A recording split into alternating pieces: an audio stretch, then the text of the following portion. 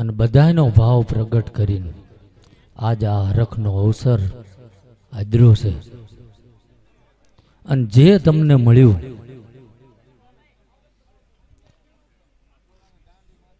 એ બે હાથે ફૂલ નહીં તો ફૂલની પાંખડી વાપર્યું એ આ ભગવતી 1000 હાથે લઈ જશે આવું મારો ઠાકર બોલે છે ભાઈ. કારણ કે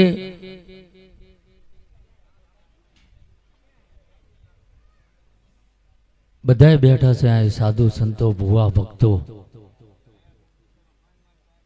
પણ જેનો જેવો ભાવ જેની જેવી ભક્તિ એવું એનું ધર્મ. કારણ કે આ ધરતી ઉપર કંઈક આયા ને કંઈક જતા રહેશે, રહી જશે તો આ ધરતી ઉપર એના હારા કરેલા કર્મો, બાકી કશું રહેવાનું નથી ભાઈ. આમ તો છેલ્લા 8 મહિનાથી મેં જાજુ બહાર નીકળવાનું બંધ કરી દીધું છે. કેમ કે નથી ફાવતું, નથી જતું.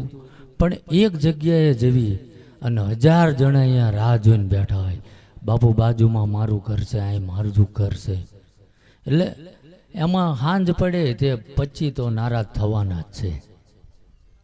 પણ આવું સમૂહમાં દેવનો કઈ અવસર હોય, અને આમાંય આ રતનપર વાળા તો છેલ્લા 2 મહિનેથી મારે અહીંયા સેવા હતી ભાઈ. એટલે આ એ ભાવ ખેંચીને લાવ્યો. નકર 1 વરા અગાઉ ભોળા તારીખ લગાવો ને તોય વરા પછી કદાચ આ પાડું તો પાડું, નકર હું બધે ના આવું. પણ એમનો ભાવ હતો. કારણ કે અવારનવાર અમને અને મને તો જનક સાહેબ બેઠા છે, સાધુ સંતો ભુવા ભક્તો બધા, આમની હારે તો મારે ભજનનો ભાવ છે. જ્યારે હું આમને તેડાવું ને તો એમ જ કહું કંઈક ભજન કરજો, ભજન કરવા આવજો. આ રતનપરની આખી રામા મંડળની જે ટીમ છે એ ભજન કરવા આવે છે અહીંયા. એટલે ભજનનો નાતો લઈને આવ્યો છે. પણ બીજું કે જો આજ અહીં આવ્યો છું, ભુવા ભક્તો જે કંઈ બેસે એ એમની રીતે ખમા મજા જે જેનું દેવ બોલશે એ કહે છે. પણ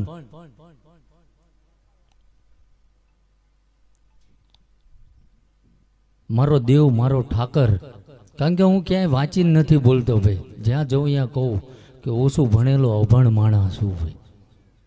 પણ આ જે કંઈ આ દેવના નિમિત્તે આવ્યા છે, અને સાચો જો કદાચ હૃદયનો ભાવ ધરીને કલાકે બેઠા હશે, મારો ઠાકર એવું કહે છે કે 1/2 મહિનો ના વટે, અને જો નાભે કગર પડી હોય એ આ ભગવતી પાસે પૂરી ના કરાવરાવું તો મારું અહીં આવો નકામો કરી જાય. પણ ક્યારે કે આ જીવરીઓ એ 84 લાખ યોનિમાંથી ભટકતો ભટકતો આવ્યો છે, અને ક્યાંક ભગવાનના ગયણામાં સત્કર્મો ભેગા થયા હોય ને તારે માણસનો અવતાર મળે. એટલે આ ધરતી ઉપર માણસનો અવતાર મળ્યો છે તો કંઈક સત્કાર્યો કરીને જજો. કારણ કે કાગડા કૂતરાની મોતે તો કેટલાય રોડ ઉપર જતા રહ્યા ભાઈ, કોઈ યાદ ન કરતું. સમજાય છે? અવાજ ન આવતો ભાઈ. હા એમ. બીજું કે હવને આ મેલડી પાસે જેનો જેવો ભાવ છે, મારો પરમાત્મા એવું કહેશે કે હાવ હાચી ખમા લખાવડાવી દઈશ ભાઈ. બીજું કે બધાયનું ભલું થશે.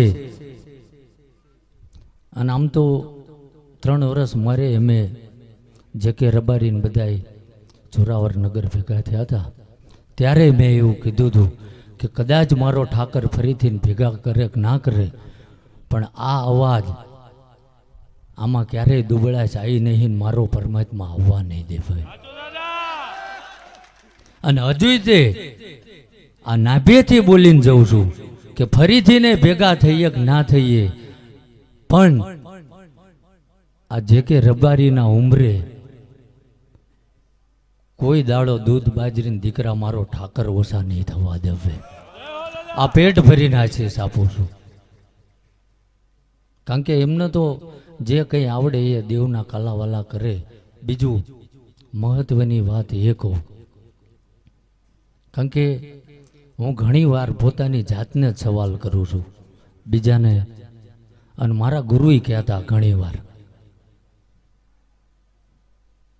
કે કદાચ જ્યાર કે દવાની બોટલ હોય ને પોઈઝનની, તો એની ઉપર લખ્યું હોય કે આને પીવાથી મૃત્યુ થાય, આવું લખેલું હોય, પણ એનેથી આપણે દૂર રહેવી લખેલું વાંચીને.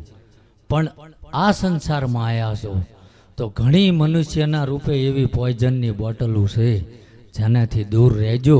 એની ઉપર લખેલું નથી કે આની નજીક જવાથી અહિત થાય. ભાઈ સમજાય હે એમ?